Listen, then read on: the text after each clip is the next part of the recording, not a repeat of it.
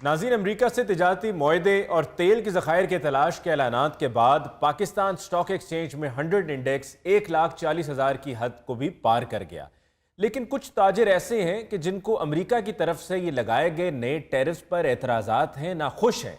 ऐसे एक ताजिर हमारे साथ आज प्रोग्राम में मौजूद हैं, उनसे बात करते हैं। ओ कुछ ना पूछो अली मुमताज साहब, कुछ ना पूछो। नहीं जी नहीं, वो पूछणगे तो अगे गल चलेगी ना। ओ भरा मेरे ना पूछना की है, दसना की है। वही बेड़े गर्क सादी टोयोटा।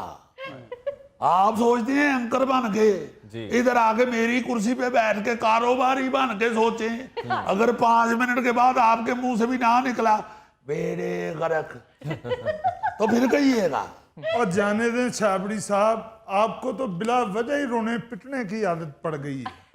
ओ भाई मेरे, इनका तो वो हिसाब है कि तो कोई जाओ तो विचों विचों चोई जाओ।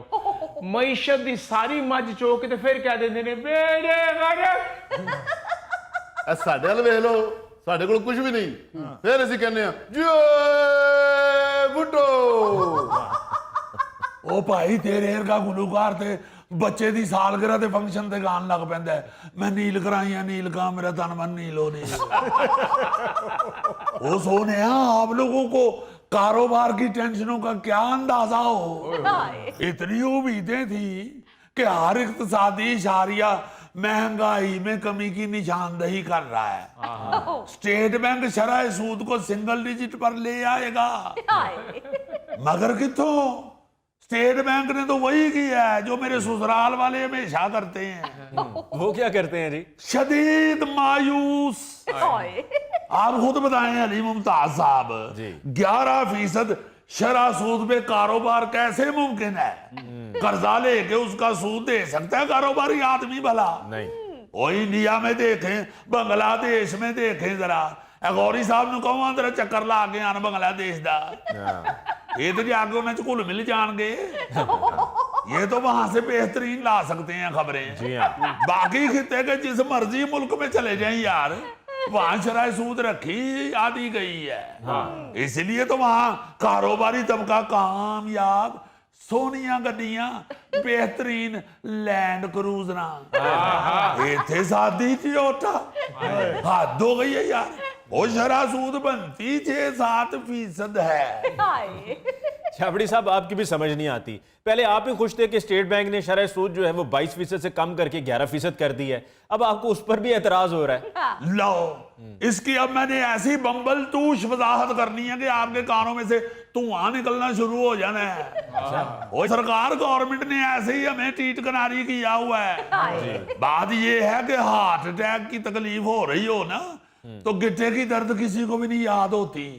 तो जब बाईपास के बाद हाथ ठीक हो जाए तो सारी तवज्जो खींच लेती है सिर्फ गिट्टे की दर्द। उसी गिट्टे की मामूली दर्द की वजह से इंसान चलने फिरने से गोगो मामा हो जाता है। गोगो मामा? वो सरकार 22% जो शरह सूद है, ये तो सीधा सीधा हार्ट अटैक था। अब 11% पे जान का खतरा नहीं है, लेकिन चल फिर नहीं सकते हम। मईशत अपनी जगह से ही हिल नहीं सकती, वो इतना ज्यादा सूद कहां से दे दें? छाबड़ी साहब, आप क्यों मायूस हो रहे हैं और मायूसी फैला रहे हैं? आप ये भी तो देखिए ना कि ट्रंप ने पाकिस्तान के साथ एक तो तेल की ज़खायर तलाश करने का ऐलान किया है और पाकिस्तान के लिए जो टैरिफ रेट भी अनाउंस किया है वो भी बाकियों से कम है, तो आपको तो खुश होना चाहिए। मैं सदके जावा, मेरा ख्याल है आप मुंह में चूस नहीं रख के तो एंकरिंग किया करें। वो क्या भोले बादशाह बच्चों वाली बात कर रहे हैं? वो यहाँ भी अमेरिका हमारे साथ टीट कनारी कर गया है। ये बिल्कुल वही साबू है गोगा जिस ब्याह पे भी जाता है ना, जब जाते ही कहता है ना फिक्र ना करो रोटी मैं बनाऊंगा। वो बज़ाहिर ते घर वाले बड़े खुश हो जाते ने, भाई बड़ा अच्छा मेहमान आया मदद करेगा।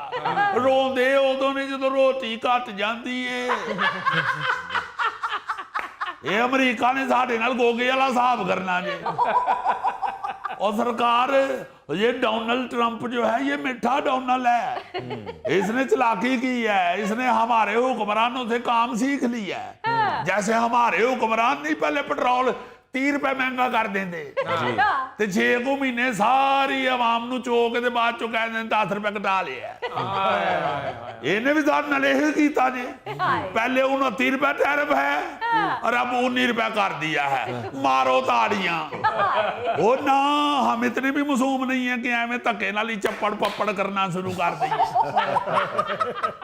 ओ भाई जी हमारे लिए तो 19% टैरिफ भी बब्बल तूच है अब ये तो देखे ना जरा हमने महंगी बिजली से माल तैयार करना है गैस की कीमत देखो जो हमें मिल रही है उस पे जो माल तैयार होना है वो बचना कीजिए ਛਾਬੜੀ ਸਾਹਿਬ ਜਿੰਨਾ ਤੁਸੀਂ ਅੱਕੇ ਹੋਏ ਨਾ ਤੁਸੀਂ ਉਹ ਕੰਮ ਹੀ ਨਾ ਕਰੋ ਜਿਹਦੇ ਵਿੱਚ ਬਿਜਲੀ ਤੇ ਗੈਸ ਇਸਤੇਮਾਲ ਹੁੰਦਾ ਹੋਵੇ ਤੁਸੀਂ ਇੱਕ ਰਿਛ ਲਵੋ ਇੱਕ ਬੀਨ ਲਵੋ ਤੇ ਮਦਾਰੀ ਕਰਦੇ ਫਿਰੋ ਗਲੀਆਂ 'ਚ ਵਾਹ ਵਾਹ ਵਾਹ मैं सदके जावा ਇਹ ਜਿਹੜਾ ਤੂੰ ਰਿਛ ਨੂੰ ਕੰਮ ਤੇ ਲਾਣ ਡਿਆ ਨਾ ਲਾਜ਼ਮਨ ਤੂੰ ਰਿਛ ਕੋਲੋਂ ਪੈਸੇ ਫੜ ਬੈਠਾ ਉਹ ਸਾਰੀ ਕੌਮ ਖੁਸ਼ ਹੋ ਰਹੀ ਏ ਤੁਸੀਂ ਦੱਸੋ ਤੁਸੀਂ ਕਿਸ ਤਰ੍ਹਾਂ ਖੁਸ਼ ਹੋਣਾ ਹੈ ਉਹ ਕੌਮ ਦੀ ਕਿਹੜੀ ਗੱਲ ਕਰਦੀ ਹੋ ਕੌਮ ਦੇ ਐਵੇਂ ਖੁਸ਼ ਹੋ ਜਾਂਦੀ ਏ ਉਹ ਸਦਕੇ ਜਾਵਾ ਕੈਲਕੂਲੇਟਰ ਹਿਸਾਬ ਕਿਤਾਬ ਕਰਕੇ ਵੇਖੋ ਇਹ ਅਮਰੀਕਾ ਨੇ ਤੁਹਾਡਾ ਕੀਤਾ ਕੀ ਏ यार ये तेल के जखायर तलाश करने वाली बात कोई मामूली है? मामूली हरगिज नहीं है हाँ। और लेकिन उसको कौन बताए उसे कि अब इन तिलों में तेल नहीं अब आम का तेल तो हुकूमत पहले ही निकाल चुकी है और टैंकी में तेल 100 रुपए से ऊपर डलवाने की हिम्मत नहीं है लोगों में ले दे के इस मौसम में जो नाक में से तेल निकलता है वही रह गया हुआ नाक में से तेल ओए आहो जिसकी वजह से नक लिशकारे मारती है अब मेरी जान गई अमेरिका की बातों में आके नक भी ना कटवा बैना ओ छाबड़ी साहब, हमारे पास ज़ेर ज़मीन बहुत खजाने मौजूद हैं, सिर्फ वसाइल की कमी है। अगर अमेरिका पाकिस्तान के साथ मिलकर ये तेल के ज़खायर तलाश कर देता है तो हमारी मईशत की किस्मत बदल जाएगी। ना ये जितना को तेल निकलना है ना वो किसी एक शादी पे दुल्हन को घर में पांव रखवाने से पहले सारा तेल दरवाजे में रोड़ देना है ओ छाबड़ी साहब, आप देखो कि पूरी दुनिया हमारी मईशत में बेहतरी को तस्लीम कर रही है, हमारी स्टॉक मार्केट में बेहतरी आई है, पर आपका कां अभी भी सफेद है। तो किवें अपना कां काला कर लवां ओनू मलेशिया दा सूट सवा दें अली मुमताज साहब, हम अपने कां को स्याही माल के भी चिट्टे से काला नहीं कर सकते। ओए हम तो ये भी चाहते हैं कि हमारा कां कोई ऐसी हरकत ही कर दे कि हम उसका मुंह काला करके उसे चिट्टा ना रहने दें। क्या करें, हर तरफ टेंशन ही टेंशन, हर तरफ टेंशन ही टेंशन। क्या बताएं आपको, वो FBR वाली तलवार अलहदा सर पे सिर्फ लटक नहीं रही बल्कि गाइडेड मिसाइल की तरह गर्दन को टारगेट करके तेज तेज घूम रही है। जितना महंगा तेल है वो समझ ही नहीं आती कि उससे मशीन चलाएं या मशीनों पे मल के उनका जंग उतारें क्योंकि हमारी जेब जितनी इजाजत दे रही है उसमें तो सिर्फ जंग ही साफ हो सकता है।